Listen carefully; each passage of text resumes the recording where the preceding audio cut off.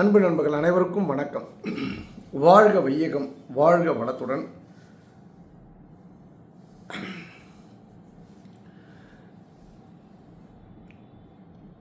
அதாவது மனிதனுக்கு பிரச்சனைகள் வரும், ஆனால் சொக்கலிங்கத்துக்கு அது டிசைனான பிரச்சனை.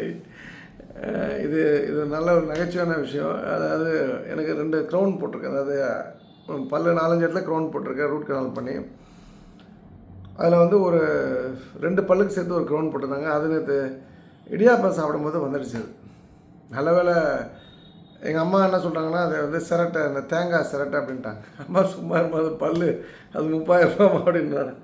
அப்புறம் பத்திரமா அதை கழுவி எடுத்துகிட்டு டாக்டர்கிட்ட எப்படியோ எனக்கு ஒரு ஒரு டாக்டர் இருக்காங்க, ஃபிக்ஸட் டாக்டர்.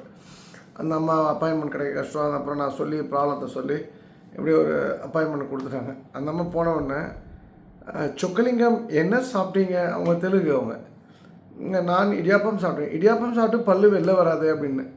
உடனே அவங்க அதில் அதுக்குள்ளே துகள்லாம் ஒட்டி இருந்தது. ஆமாம், நீங்கள் இடியாப்பம் தான் சாப்பிட்ருக்கீங்க, கரெக்டு தான், நீங்கள் உண்மையாக தான் சொல்கிறீங்கன்னு. நான் ஏன் போய் சொல்ல போகிறேன்? நான் தான் நான்வெஜ் சாப்பிட மாட்டேன் டாக்டர் அப்படின்னு சொல்லி சொன்னேன். அப்புறம் ஃபிக்ஸ் பண்ணி கொடுத்தாங்க. இதிலிருந்து சமூகத்துக்கு ஒரு சின்ன விஷயம் என்னென்னா, சமைச்சு சாப்பிடுங்க, முழுகாதீங்க. நான் வந்து எனக்கு அந்த முழுங்குற பழக்கம் இருக்குது, எனக்கு இன்னும் இருக்குது. ஃபுல்லாக நான் சமைச்சு சாப்பிடல. சில நண்பர்கள்லாம் சொல்லுவாங்க 15 முறை சமைக்கணும், ஒரு கவலத்தை 20 முறை, 25 முறை, 30 முறை கூட சமைச்சு சாப்பிடு அப்படின்னு சொல்லிட்டு. நீங்கள் எந்த அளவுக்கு சமைக்கிறீங்களோ அந்தளவுக்கு நீண்ட ஆயுளுடன் நல்வாழ்வு வாழ்வீங்க. இப்போ நான் சமைச்சு சாப்பிடாம முழுங்கிருந்தேன்னா அது உள்ளே போயிருக்கேன். அது தேவையில்லாமல் அது ஒரு டென்ஷன், அது ஒரு பணம், அதுக்கு ஒரு பண செலவு, மனக்குமுறல், மன பிரச்சனை, மன பிராந்தி எல்லாமே வந்துடும். ஸோ இது கவனத்தில் வைத்துக்கொள்ளுங்கள். 2வது வந்து, ஒரு நேற்று தாவேகா அரசாங்கம் ஒரு 11 மது பாட்டில்களை வந்து தடை செய்தது. இதெல்லாம் வந்து உடம்புக்கு நல்லதில்லைன்ட்டு. ஓவர் நைட்டில் அதை வித்ட்ரா பண்ணி இன்றைக்கி மறுபடியும் அதை அப்ரூவ் பண்ணிட்டாங்க. என்ன நடந்தது அப்படின்னு ஒரு கேள்வி. ஸோ விசில் ஊதியவர்கள் எத்தனை பேரும் இப்போ எனக்கு இன்றைக்கி அந்த லிஸ்ட்டில் எனக்கு இன்றைக்கி தான் புதுசாக எங்களுடைய ஆண்டாள் பக்தர் பேருடைய குழந்தை அஞ்சலி பாப்பா, ராமநாதபுரம் அஞ்சலி பாப்பா திருவாரூரை சேர்ந்துருக்காங்க. நான் இன்றைக்கி செம்ம திருதுனேன், நீ பண்ண வேலையை பார் அப்படின்னு சொல்லிவிட்டு. நான் என்ன பண்ணுறது அப்படின்னு ஒரு English language, Tamil language, Pondicherry, French எல்லாம் சேர்ந்து பேசினா. இது வந்து ஒரு நல்ல விஷயமாக தெரியல. இந்த அரசாங்கம் வந்து ஆன்லைன் மது விற்பனை, நீங்கள் பணத்தை பே பண்ணிட்டு அங்கே போய் வாங்கிக்கோங்க, நிறைய விஷயங்கள், புது புது விஷயங்கள்லாம் டாஸ்மாகில் புகுத்திருக்காங்க. டாஸ்மாகை க்ளோஸ் பண்ணிட்டு போகலாமே, என்ன பெரிய விஷயம்? இந்த 15,000 எக்ஸ்சேக்கர் அமௌண்ட் இஸ் கெட்டிங் கிரெடிட்டர் அப்படின்னா, எக்ஸ்சேக்கருக்கு வருது அப்படின்னு சொன்னால், கஜானாக்கு வருதுன்னா இது என்ன பெரிய இது? க்ளோஸ் பண்ணலாம் இல்லையா? க்ளோஸ் பண்ணால் அது வரவேற்கத்தக்க விஷயமா இருக்கும். 3வது, திரு நயனா நாகேந்திரன், என்னுடைய அன்பு அண்ணன், அவருக்கு வந்து இன்றைக்கி வச்சு செஞ்சுருக்காங்க தாவேக்காவை. அப்பாவுக்கானன்னு போய் சட்டமன்றத்தில் கேட்குறாரு. இது வந்து அம்மாட்ட போய் கேட்கணும், என் அப்பா யாருன்னு சொல்லிட்டுனேன். ஆக்சுவலாக அது 2 மீனிங் இருக்குது. ஒரு மீனிங் ஸ்ட்ரெயிட் மீனிங், இன்னொரு மீனிங் கொச்சையான மீனிங். இது அவரை நிறைய பேர் கடிச்சு குதறாங்க. அது நானும் சொல்கிறேன். நான் தில் திராணி இருந்தால், தெம்பு இருந்தால், அண்ணன் நயனா நாகேந்திரனை அரெஸ்ட் பண்ணி பாருங்கள், கேஸ் போட்டு பாருங்கள், தூக்கி உள்ளே வைங்க, என்ன நடக்குதுன்னு பார்ப்போம். முடியுமா தாவேகா அரசாங்கத்தால்? 3. 4வது வந்து, நாடு சுதந்திரம் வாங்கியாச்சு. அந்த சுதந்திரம் வந்து இன்றைக்கி தமிழ்நாடை பொறுத்த வரைக்கும் சென்னையில் கீழ்த்தரத்தின் உச்சக்கட்டம். ஏன்டா சுதந்திரம் வாங்கினேன்னு சுதந்திர போராட்ட தியாகிகளுடைய ஆவிலாம் வந்து கழுவி ஊற்றிருக்கும். ஒரு நடிகர் சிஎம் ஆகிட்டார், அவர் இன்னும் நடிச்சிட்ருக்கார். இன்னொரு நடிகைக்கு சொல்லிட்டு அடிக்கிறார். அந்த அம்மாவுக்கு என்ன ப்ரோட்டோக்கால்னு தெரியல. அவங்க ஜஸ்ட் நடிகை. அவங்களுக்கு வந்து ஒரு விவிஐபி என்ட்ரன்ஸு, விவிஐபி சேரு, விவிஐபி என்ட்ரி, இதெல்லாம் கொஞ்சம் அந்த வாக்களித்த மக்கள் கவனமாக இருக்கணும். மற்றவங்களாம் மற்றவன் யோகியமான நான் யோகியம் நான் சொல்லவே இல்லை. செந்தில் பாலாஜி யோகியம் நான் வந்து தலையில் தூக்கி வச்சு ஆடலை. ஏவாவேலு யோகியம் நான் தலையில் தூக்கி வச்சு ஆடலை. எடப்பாடி யோகியம் நான் தலையில் வச்சு தூக்கி வச்சு ஆடலை. அந்த சமயம் இவர் யோகியம் தானே சொன்னார். யோகியம் வரான் சும்மா தூக்கி வைக்கிற மாதிரி, நான் சுத்தமானவன், பரிசுத்தமானவன் அப்படின்னு தான் சொல்லி வந்தார். அவர் அப்படி இல்லைன்றதை நாளுக்கு நாள் அது வந்து ப்ரூவ் பண்ணிகிட்ருக்கு. இந்த அரசாங்கத்தோட மூமெண்ட்ஸை காலம் பதில் சொல்லும். எல்லாத்துக்கும் கணக்கை வச்சுக்கும், சரியான நேரத்தில் பதில் சொல்லும். இந்த அரசாங்கத்துக்கு ஓப்பன் சேலஞ்ச். முடிந்தால் நயனா நாகேந்திரன் அவர்களை அரெஸ்ட் பண்ணி பாருங்களேன். அவர் சொன்னதுக்கு இந்த சின்ன பையன் உதயநிதியெல்லாம் அரெஸ்ட் பண்ணக்கூடிய தைரியம் இருக்குல்ல உங்களுக்கு? அரெஸ்ட் பண்ணி கூட்டு போக முடியல தஞ்சாவூருக்கு. எங்கேயாவது ஒரு இடத்துல நயனா நாகேந்திரன் அரெஸ்ட் பண்ணி பாருங்கள், என்ன தமிழ்நாடு என்ன நடக்குதுன்னு பாருங்கள். அரெஸ்ட் பண்ண முடியாது உங்களால். அந்த தில் இல்லை, திராணி இல்லை, அதான் உண்மை. ஓகே, சின்ன விஷயங்கள், குட்டி குட்டி விஷயங்கள். நம்முடைய ப்ரோக்ராம் வந்து செப்டம்பர் 27, 9வது மாதம் செப்டம்பர் 100% வந்து கன்ஃபார்ம்டாக பெரிய லெவலில் நடக்க போகுது. இந்து தன்னெழுச்சி மாநாடு. வீர உரையாற்ற திரு கிருஷ்ண ஜெகநாதன்ஜி, திரு பிரசோத்குமார்ஜி அவர்கள், திரு விவேகானந்தன்ஜி அவர்கள் மற்றும் மொக்கை உரையாற்ற நான் உங்களுக்காக இருக்கின்றேன். ஸோ ஒரு 3 hours நான் உங்களுக்காக ஸ்பெண்ட் பண்ணுறேன். ஸோ இதுக்கு வந்து ரிஜிஸ்ட்ரேஷன் மஸ்ட்டு. 4 வேளை உணவுகளும் வந்து ஆண்டாள் பக்தர்கள் பேரவை சார்பாக இலவசம்னு சொல்ல மாட்டேன், கொடுக்கப்படுகின்றது. நம்முடைய இப்போ எப்படி வந்து எங்கள் அக்கா வராங்க வீட்டுக்குன்னா அக்காவுக்கு இலவசம்னு சொல்லுவாங்களே, அது நம்ம கடமை, அது எங்களுடைய கடமை. நம்ம ஃபங்க்ஷனுக்கு வரீங்க, அது நம்ம கடமை. ஸோ 26 இரவு 27 3 வேளையும் கொடுக்கப்படுகின்றது. உணவு டைனிங்கில் கொடுக்குற அத்தனையும் லைக் வந்து டிஃபனு, மீல்ஸு. இந்த காஃபிலாம் நம்ம பண்ணல, நம்ம அது கொடுக்கல. காஃபி, கூல்ட்ரிங்க்ஸ் நம்ம எதுவுமே பீடாகிடா நம்ம கொடுக்கல. அதெல்லாம் நம்ம டீம் பீப்புள் வந்து அது செப்பரேட்டாக ஸ்டால் போட்டு விற்க போகிறாங்க. So I making it very clear. இப்போ கூட முருகன் திருப்பூர்லேருந்து ஒருத்தர் வந்து 500 கடலை மிட்டாய் கொடுக்குறேன்னு சொல்லியிருக்காரு, 500 பாக்கெட்டு. அன்பு சகோதரி அன்னபூர்ணி ஏற்கனவே சொல்லியிருக்காங்க வந்து நான் வரவங்களுக்கு முறுக்கு கொடுக்குறேன்னு சொல்லிட்டு. ஸோ அவங்க எல்லோருக்கும் என்னுடைய மனமார்ந்த நன்றி. இது வந்து ஒரு குடும்ப விழா, அவ்வளோதான். இது வந்து தீபாவளிக்கு முன்னாடி நம்ம ஒரு நாமக்கல்லில் தீபாவளி கொண்டாட போகிறோம், தீபாவளி வருவதற்கு முன்னாடி. ஸோ இதுக்கு ரிஜிஸ்ட்ரேஷன் நம்பர் 7904004214 79 040 042 அண்டு இன்னும் 2 துணை விஷயங்கள். இதோட சுத்தமான தேன் அப்படின்னும் போது அதுக்கான அதுக்கு நீங்கள் கால் பண்ண வேண்டிய எண் 98 403 94 600 98403 94600. நம்பர் 2, நேற்று ஒரு கமெண்ட் ஒரு சகோதரி போட்டது, சகோதரியாக தான் இருக்குன்னு நினைக்கிறேன், ஏன்னா அவங்க கணவரை பற்றி சொல்லியிருக்காங்க. இது சில இடத்துல ஒன் சைடாக இருக்குது. ஒரு இங்கிலீஷ் நல்லா கமெண்ட் போட்டிருந்தாங்க. அந்த சகோதரி மாதிரி நிறைய பேர் கமெண்ட் போடணுன்னு ஆசைப்பட்டீங்கன்னா நீங்கள் 98 403 94 600 இந்த நம்பருக்கு போடுங்க. இது திருமதி உமான்றவங்க தான் அதை ஹேண்டில் பண்ணுறாங்க. அவங்க வந்து மெசேஜை வந்து ஓப்பன் பண்ணுவாங்க. ஓப்பன் பண்ணால் தான் அதை ஃபார்வர்ட் பண்ண முடியும். நிச்சயமாக அதை கேட்க மாட்டாங்க, கான்ஃபிடென்ஷியலாக இருக்கும். ஸோ உங்களுக்கு எந்த மெசேஜ்னாலும் நீங்கள் போடலாம். அதாவது உங்களுடைய தரத்தை குறைத்து கொள்வது போல் நீங்கள் மெசேஜை போடாதீங்க. என் கணவர் இந்த தப்பு பண்ணுறாரு, அந்த தப்பு பண்ணுறாரு, என் மாமனார் இதை பண்ணுறாரு, அதை பண்ணுறாருன்னு போட்டால் உங்களுக்கு தான் அசிங்கம். It should be genuine. ஏன்னா மொபைல் தான், இந்த டேட்டாவை யார் வேணால் திருடலாம். ஸோ நாளைக்கு அதனால் உங்களுக்கு ஒரு சங்கடம் வந்துடக்கூடாது என்பதை நீங்கள் கவனத்தில் வச்சுங்க. ஸோ இதை நீங்கள் கவனத்தில் வச்சுட்டு அந்த நம்பருக்கு மெசேஜ் போடலாம். அண்டு பெரியபாளையம் பவானி அம்மனை பொறுத்த வரைக்கும் அன்னதானம் வந்து 17/8/2026 திங்கட்கிழமை 11 காலைல 11லேருந்து மதியம் 3 வரைக்கும். இது நடத்துபவர் உங்களுக்கு தெரியும், bharatpichmani.com அவரோட பேர். அவரோட நம்பர் வந்து 9677017455 96 770 17 455 பிடிஓ ஆஃபீஸ்க்கு ஆப்போசிட்டில் பெரியபாளையம் கோயில். ஸோ இதில் நீங்கள் பார்ட்டிசிபேட் பண்ணால் பார்ட்டிசிபேட் பண்ணிக்கலாம். அண்டு ஒரு முக்கிய விஷயம், நான் அதுக்கு சின்ன சின்ன விஷயங்கள் தான் நான் பேச போகிறேன். எல்லாமே நான் நமச்சிவாயன் கமெண்ட் போடுறது சொல்லிட்டு அந்த தேன் மேட்டர் நான் சொல்கிறேன். எனக்கு நிறைய ஸ்டஃப் ஓவர்லோடு இந்த மாதிரி நிறைய கண்டென்ட்டுக்குனால இப்போ நான் பேசலாம். நிச்சயமாக நான் அதுக்கு பதில் போடுவேன், நான் பதில் சொல்லுவேன். என்றைக்காவது கண்டென்ட்டே இல்லை மொக்கையாக உட்காந்துருக்கேன் அப்படின்னா அன்றைக்கி நான் அதை போடுறேன். நான் நம்பர் 1 வந்து எனக்கு ஓஷோக்கிட்ட ரொம்ப பிடிச்ச ஒரு விஷயம் வந்து ரொம்ப பியூட்டிஃபுல்லான ஒரு வாக்கியம். பக்குவம் என்பது யாரையும் சாராமல் இருப்பது. திரும்ப சொல்கிறேன், பக்குவம் என்பது யாரையும் சாராமல் இருப்பது. இதை யோசிச்சுட்டு நான் வீட்டுக்கு வந்துட்டேன். நான் இப்போ டாக்டரை பார்த்துட்டு வீட்டுக்கு வந்துட்டு எப்போவுமே இந்த மல்லாக்கை பார்த்து உட்காந்துருப்பேன். ஒன்று பெட்டில் படுத்துருப்பேன், இல்லைன்னா ஹாலில் உட்காந்து சேர் மேலே காலை வச்சுட்டு உட்காருவேன். அது ஆஃபீஸ்லேயும் அப்படி தான் உட்காருவேன், வீட்லேயும் அப்படி தான் உட்காருவேன். நான் அப்படியே சிந்திச்சுட்டே இருந்தேன். இந்த தத்துவம் வந்து திடீர்னு ஒரு ஃப்ளாஷ் ஆச்சு. ஃப்ளாஷ் ஆனதுக்கப்புறம் யாரையும் சாராமல் இருக்கணும் தத்துவம் வந்து ஓஷோ சொல்லியிருக்காரு.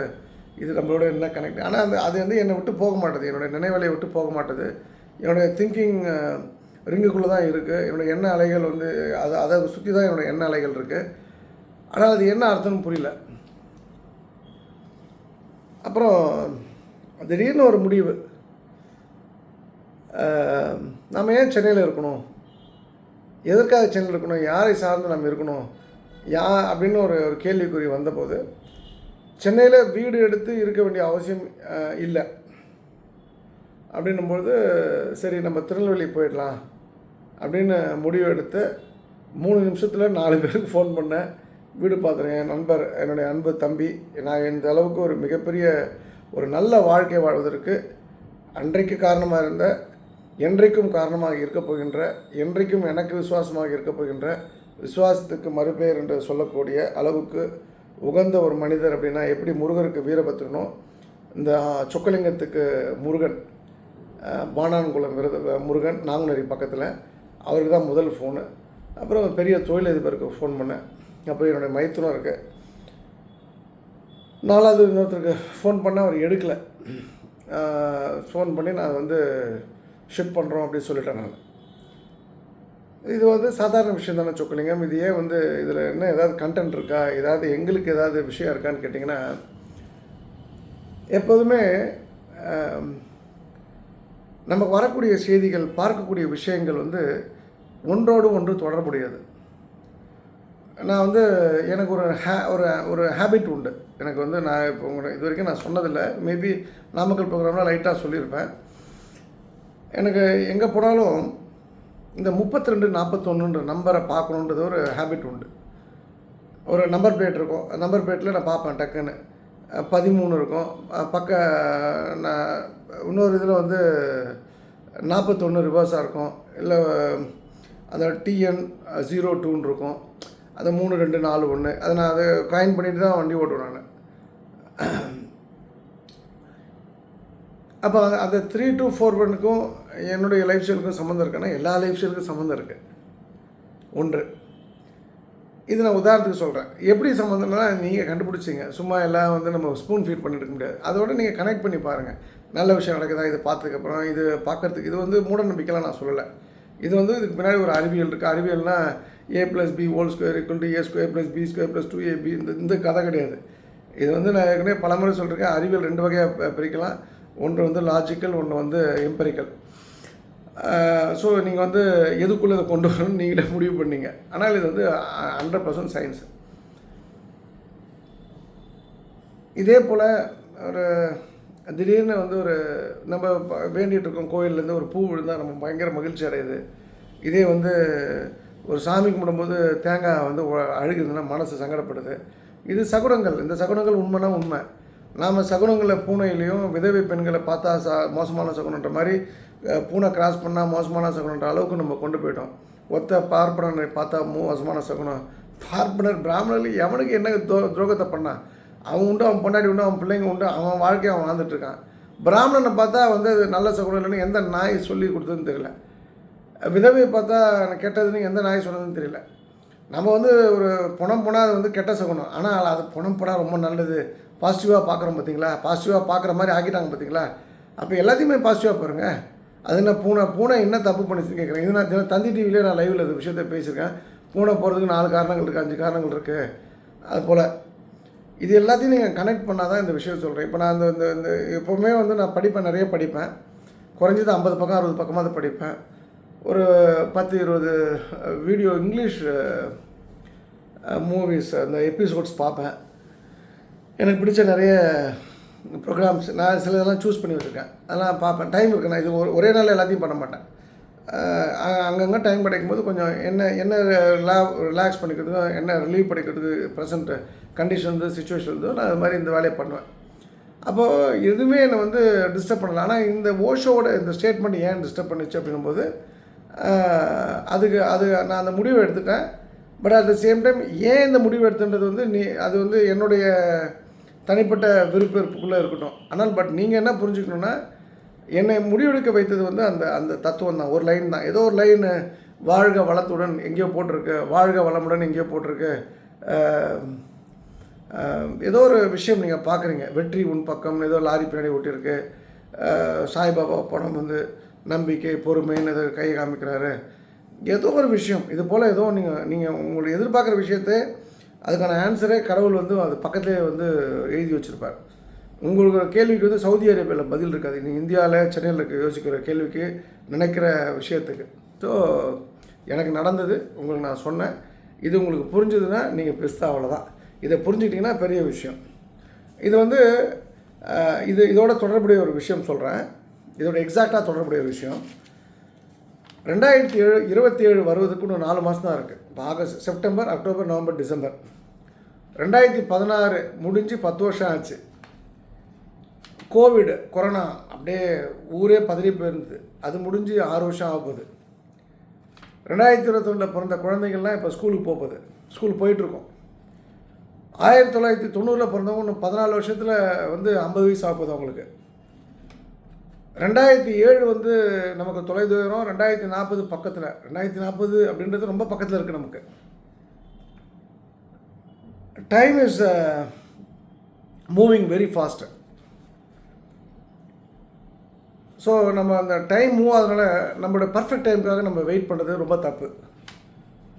Start building the life actually you want. நீ என்ன எதிர்பார்த்து என்ன மாதிரி வாழ்க்கை வாழணும்னு நினைக்கிறீங்க அது உடனே ஸ்டார்ட் பண்ணு. Time really doesn't wait for any one.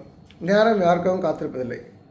அப்போ இந்த முடிவு எடுக்கணும்னு இது வந்து ரொம்ப நாளாக 2 மாதமாக ஒரு தயக்கத்தோடு போயிட்டு இருந்த ஒரு விஷயம். முடிவு எடுக்கணும் அப்படின்ற ஒரு சூழ்நிலை வரும்போது அந்த முடிவு இதுதான் முடிவுன்னு தெரிஞ்ச பிறகு அதை இம்ப்ளிமெண்ட் பண்ணுறது தான் அதோடைய நம்மளுடைய வெற்றியோட சீக்ரெட். அதுக்கு நீங்கள் தயங்குனீங்க, தடுமாறுறீங்க அப்படின்னா வெற்றி கோட்டையை நீங்கள் வந்து வெற்றி கோடுன்னு போட்டு அதை வேணால் தொட்டுக்கலாம். ஆக்சுவல் வெற்றி கோட்டை தொட முடியாது. ஸோ இது கவனத்தில் வைத்துக்கொள்ளுங்க. இதுதான் இதுக்கு எக்ஸாக்டான ஒரு விஷயம். நல்ல நேரம் அப்படின்னு சொல்லிட்டு நேரம் நல்ல நேரம் புதிய யுகத்தில் நேரம் பார்த்துட்டுனா பிரயோஜனம் இல்லை. நேரம் எல்லா நேரம் நல்ல நேரம் தான். அடுத்தவனுக்கு துரோகம் பண்ணாத, அடுத்தவனுக்கு கஷ்டத்தை பண்ணாத, அடுத்தவனுக்கு கெடுதல் நினைக்காத, எல்லா நேரமும் நல்ல நேரம் தான். ஸோ அந்த நல்ல நேரம்ன்றது வந்து உங்கள் கையில் தான் இருக்குது. நல்ல நேரம் வரும்னு வெயிட் பண்ணாதீங்க. நல்ல நேரத்தை உருவாக்கக்கூடிய வாழ்க்கையை நம்ம வந்து க்ரியேட் பண்ணணும். அதுக்கு வந்து நீங்கள் என்ன பண்ணணும், இது வந்து ஒரு ஒரு புக்கில் படித்த விஷயம்.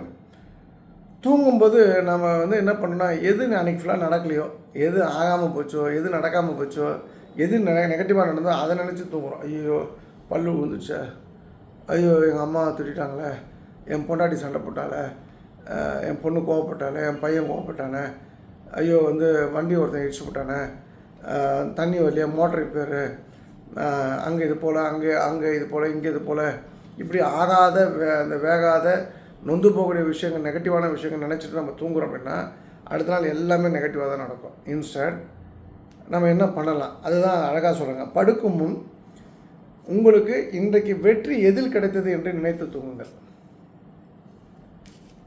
நீங்கள் இன்றைக்கி இப்போ தூங்க போகிறீங்க, இன்றைக்கி ஏதோ ஒரு இடத்துல வெற்றி கிடைச்சிருக்குல்ல. இப்போ எனக்கு பல்லு அந்த க்ரௌன் விழுந்துருச்சு, டாக்டர் இல்லைன்னா ஊரில் 1000 டாக்டர் இருக்காங்களே, அந்த டாக்டர் வந்து ஒரு நல்லா எனக்கு ரொம்ப பர்ஃபெக்டாக ஃபிட் ஆகிட்டாங்க. அந்த டாக்டர் அவங்க ஹஸ்பண்ட் ஒய்ஃபு ரொம்ப ஸ்ட்ரிக்டாக இருப்பாங்க, ரொம்ப ப்ரொஃபஷனலாக இருக்கும், கொஞ்சம் எக்ஸ்பென்சிவான ஹாஸ்பிட்டல் அது. அப்போது எனக்கு அது சக்ஸஸ். அது அந்த அம்மா இல்லாமல் போயிருந்தாங்கன்னா நான் ஒத்த வாயில் இந்த ஒத்த சைடில் தான் கடித்து தின்னுருக்கணும். ஒன்று இன்றைக்கு வெற்றி அப்படின்னு சொக்கலிங்கம் ஏதாவது திங்க் பண்ணும்போது 2-3 ஃபோன் கால் ஆக்டிவிட்டி பண்ணேன். அதில் ஒரு நல்ல விஷயம் நடந்தது, அது ஒரு வெற்றி. பத்திரமா போனேன், பத்திரமா வந்தேன், இது ஒரு பெரிய விஷயம் இல்லையா? எத்தனை பேர் வீட்டை விட்டு போயிட்டு பத்திரமா திரும்ப வரான், எத்தனை பேர் ஹாஸ்பிட்டலில் படுத்துருக்கான், எத்தனை பேர் மேலே தூங்கிட்டு இருக்கான். ஸோ வெற்றி. ஸோ வெற்றி அப்படின்றது வந்து நன்றியோடு சேர்ந்தது. அப்போ வெற்றியும் நன்றியும் நினைத்து நீங்கள் படுக்கிற பட்சத்தில் அடுத்த நாள் நிச்சயமாக வெற்றி தொடரும். நன்றியோடு எல்லோரும் இருப்பாங்க, நீங்களும் இருப்பீங்க. உங்கள்கிட்ட யாரும் நன்றியோடு இல்லை அப்படின்னா நீங்கள் நன்றியோடு இல்லைன்னு அர்த்தம், அவ்வளோதான். ஸோ இதுதான் வந்து ஃபண்டமெண்டல். அப்போ நீங்கள் தூங்கும்போது இந்த உணர்வோடு தூங்குனீங்கன்னா உங்களுக்கான நேரத்துக்காக நீங்கள் வேறு வெயிட் பண்ண வேணாம். உங்களுக்கான நேரத்தை நீங்கள் உருவாக்குங்க. நேரத்தை உருவாக்குனீங்கன்னா உங்களுக்கு சமிக்ஞைகள் புரிய ஆரம்பிச்சிடும். அந்த சமிக்ஞைகள் புரிஞ்சதுன்னா அதுலேருந்து கிடைச்ச இன்ஃபர்மேஷன் வச்சு உடனடியாக நீங்கள் செயல்பட்டீங்கன்னா உடனடியாக வெற்றி கிடைக்கும். அண்ட் நிறைவாக ஸோ திரும்ப சொல்கிறேன், பக்குவம் என்பது யாரையும் சாராமல் இருப்பது. இது நல்லா புரிஞ்சுக்குது. எனக்கு இன்றைக்கி கிடைச்ச ஒரு பெரிய ஒரு புத்திமதி. அது உங்களுக்கும் யூஸ்ஃபுல்லாக இருக்கலாம். மேபி நான் சொல்கிறத கேட்டு நீங்கள் அதை கனெக்ட் பண்ணிங்கன்னா. நான் வந்து உங்களுக்கு ஒரு சின்ன விஷயம் சொல்லித்தரேன். இது நடக்கணும். நான் ஆக்சுவலாக நைட் 10 மணிக்கு ஃபோனை சுவிட்ச் ஆஃப் பண்ணுவேன்.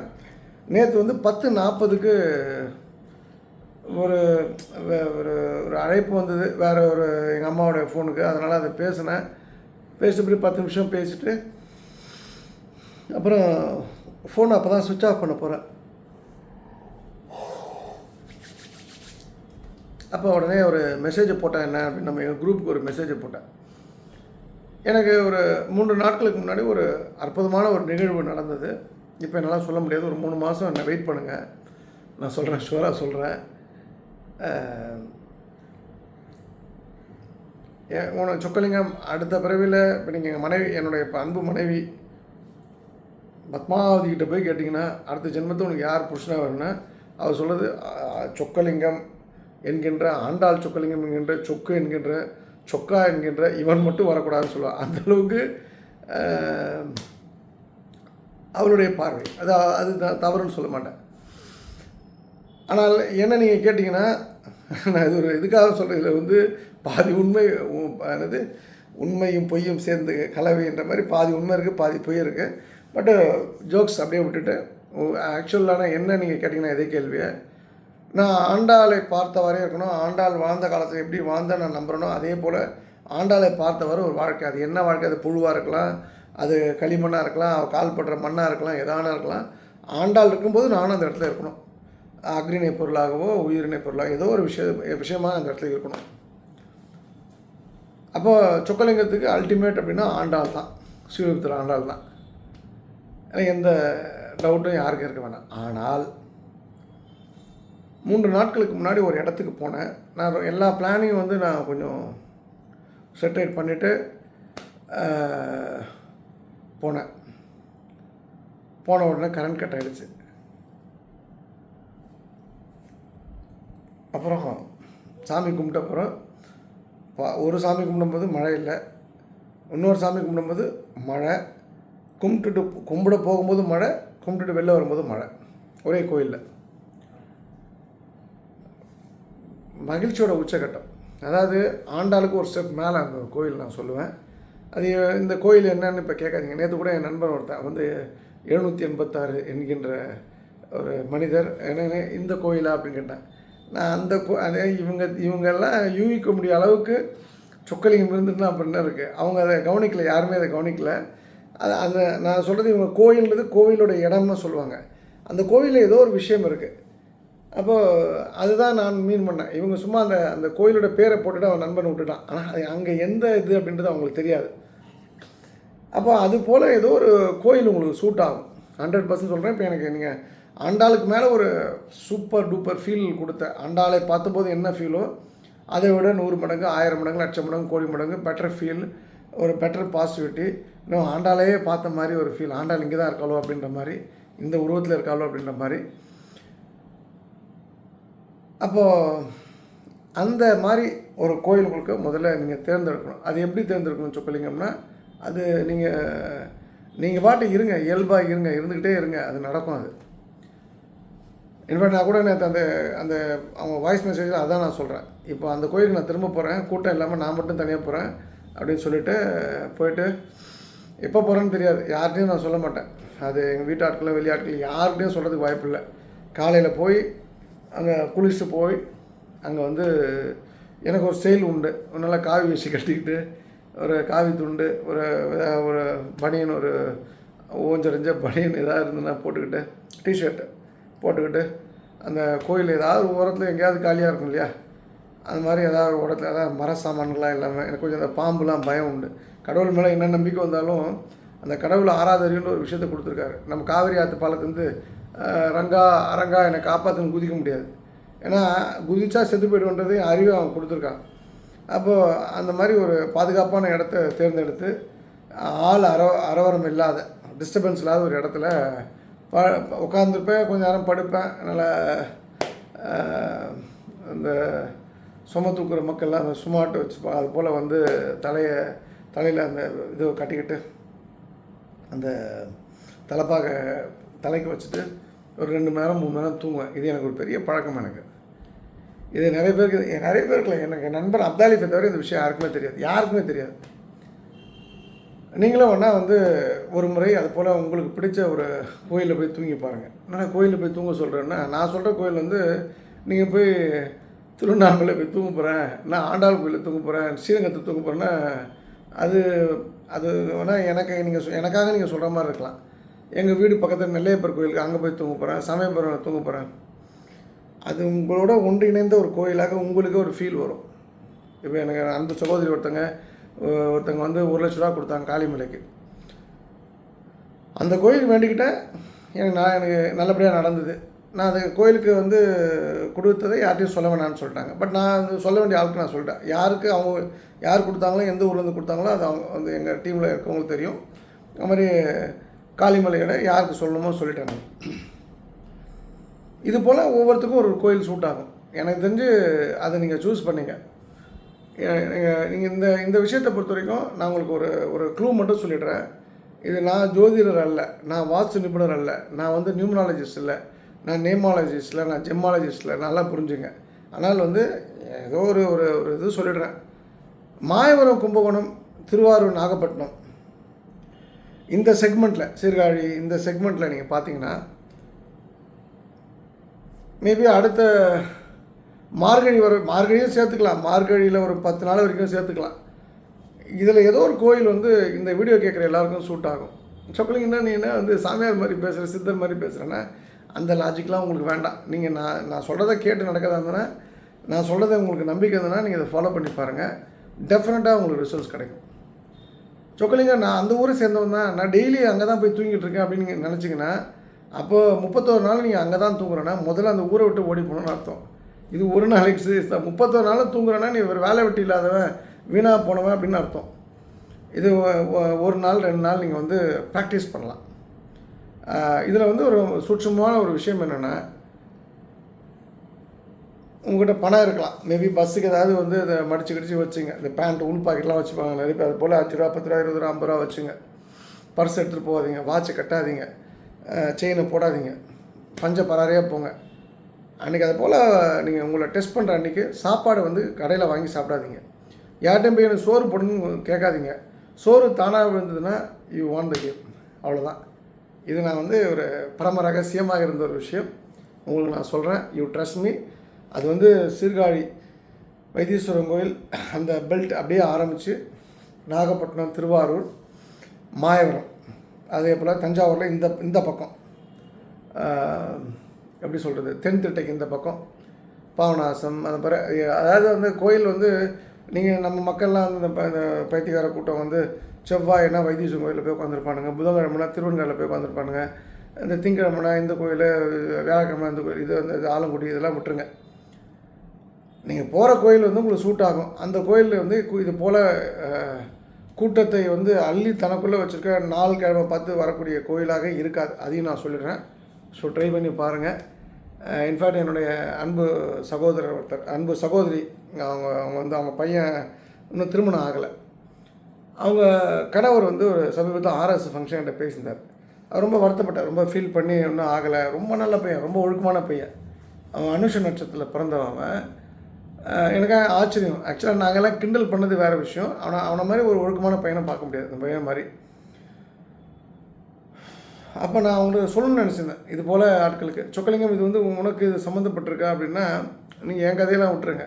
இது பார்க்குறவங்களுக்கு நான் சொல்கிறேன், இதை நீங்கள் ஃபாலோ பண்ணி பாருங்கள், என்ன மாற்றம் வருதுன்னு பாருங்கள்.